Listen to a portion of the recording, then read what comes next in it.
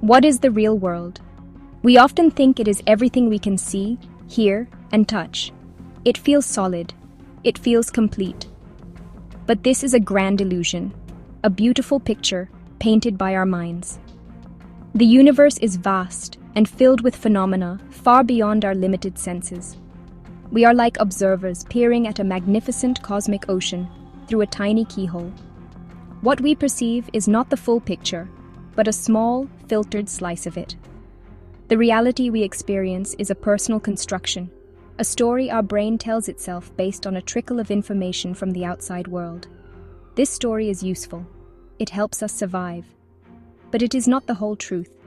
Our senses are the gateways to our reality, but they are not very wide gateways. Think about light. The light we see, the beautiful rainbow of colors from red to violet, is just a sliver of the full electromagnetic spectrum. We are completely blind to the infrared light that snakes use to hunt in the dark. We cannot see the ultraviolet light that guides bees to flowers. Radio waves, microwaves, and X-rays pass through us every second, carrying vast amounts of information, yet we are utterly unaware of them without special instruments.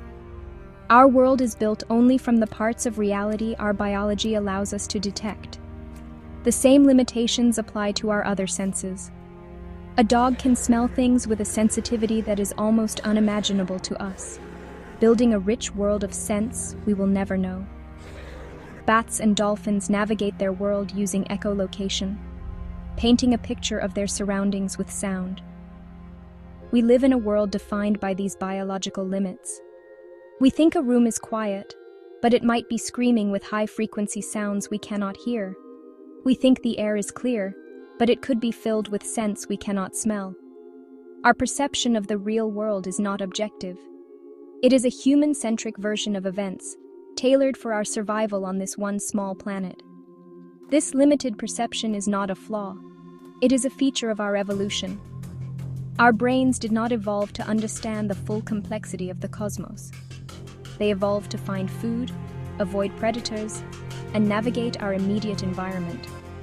Seeing in X-rays would not have helped our ancestors find ripe fruit or spot a lurking tiger in the grass.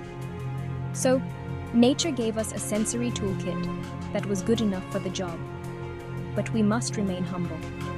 We must remember that the reality we experience is a simplified model, a user-friendly interface for an infinitely more complex system. The universe is not just stranger than we imagine. It is stranger than we can imagine.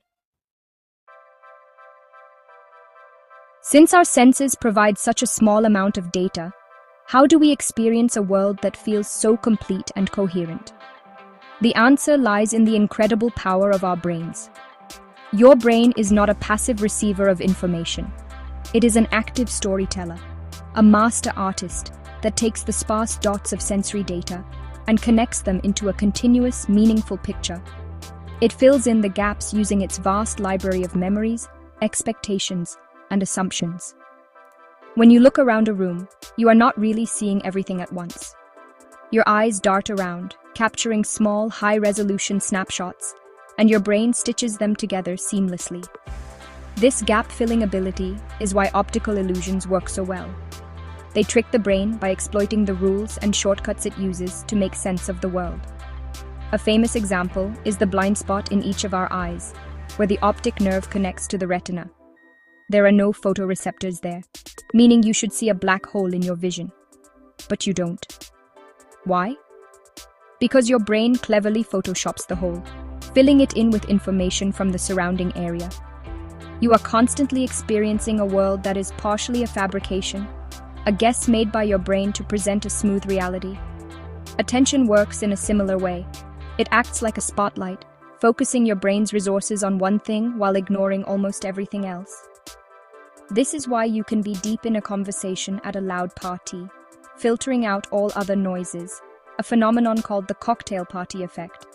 It is also why we experience change blindness, where we can fail to notice a major change happening right in front of us if our attention is directed elsewhere.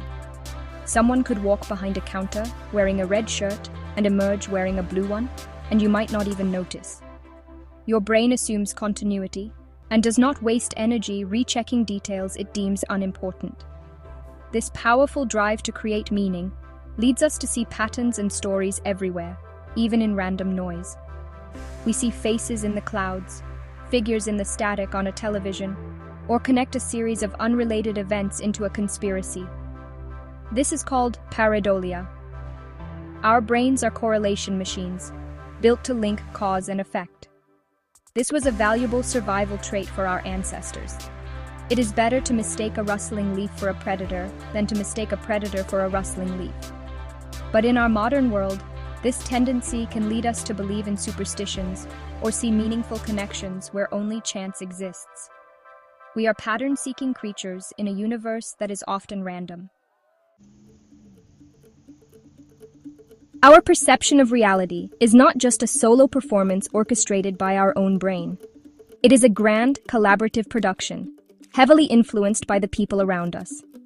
We are social creatures, and our place within a social hierarchy profoundly shapes what we notice and how we feel.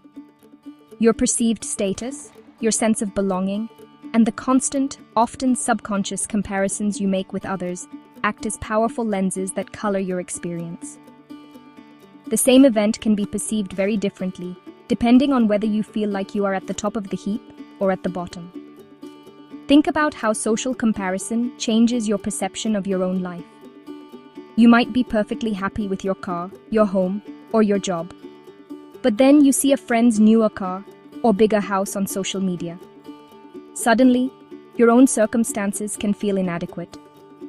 Nothing objectively changed in your life, but your subjective reality shifted because the frame of reference changed. Social context provides the scale by which we measure our own happiness and success. This is why a bronze medalist, who compares themselves to those who won no medal, is often happier than a silver medalist, who compares themselves to the gold medalist. Our need to belong to a group also molds our beliefs and perceptions. We tend to adopt the views of our tribe, whether it is our family, our friends, or our political party. This is because agreeing with the group strengthens social bonds and provides a sense of security. Disagreeing can lead to social isolation, which the brain perceives as a threat. This social pressure can be so strong that it can literally change what we think we see. In classic experiments, people have been shown to agree with a group's obviously wrong answer about the length of a line, simply to avoid standing out. Our reality is negotiated, not just observed. Furthermore, we often fall victim to the belief that the present moment is uniquely important and chaotic. We look at today's political divisions, technological changes, and social anxieties and think, things have never been like this before. This is a trick of perspective.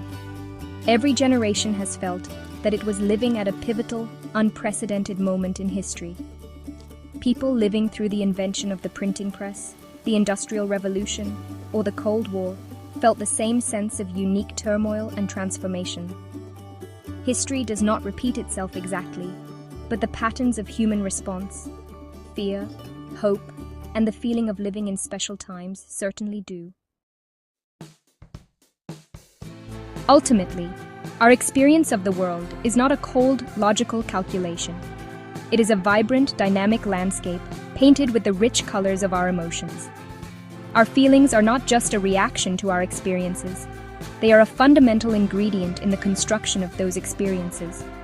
Your emotional state acts as a filter, tinting every perception, thought, and memory. When you are happy, the world can seem full of opportunity and kindness. Colors may seem brighter, music may sound sweeter, and challenges may feel manageable. Your brain is primed to see the positive. Conversely, when you are in a state of fear or anxiety, your perception of the world narrows dramatically. Your brain enters a problem-solving mode, constantly scanning the environment for threats. A neutral comment from a friend might be interpreted as a criticism. An unfamiliar sound in the night becomes a potential intruder. The world transforms into a more menacing place. This is not because the world itself has changed, but because the emotional lens through which you are viewing it has shifted. Emotions are not a distraction from objective reality. They are an essential component of your subjective reality. guiding your attention and shaping your interpretation of events. Your brain is a prediction machine. It is constantly making guesses about what is about to happen based on past experiences. It then compares these predictions to the sensory information it receives. When the information matches the prediction, your reality feels stable. When there is a mismatch, a prediction error, your brain updates its model. Emotions play a huge role in this process. A strong emotional reaction, like surprise or fear, signals to the brain that its prediction was wrong and that it needs to pay close attention. In this way, our feelings help us learn and adapt, continuously refining the model of reality we hold in our minds. So, the real world we navigate every day is a deeply personal masterpiece. It is filtered by the limits of our senses, constructed by the predictive storytelling of our brains, shaped by our social context, and colored by the ever-shifting tides of our emotions. We do not simply receive reality, we actively create it, moment by moment. Understanding this can be incredibly empowering. It reminds us to be humble about what we think we know, curious about the perspectives of others, and aware of how our own internal state is shaping our experience. The greatest exploration is not of distant galaxies, but of the universe within our own minds.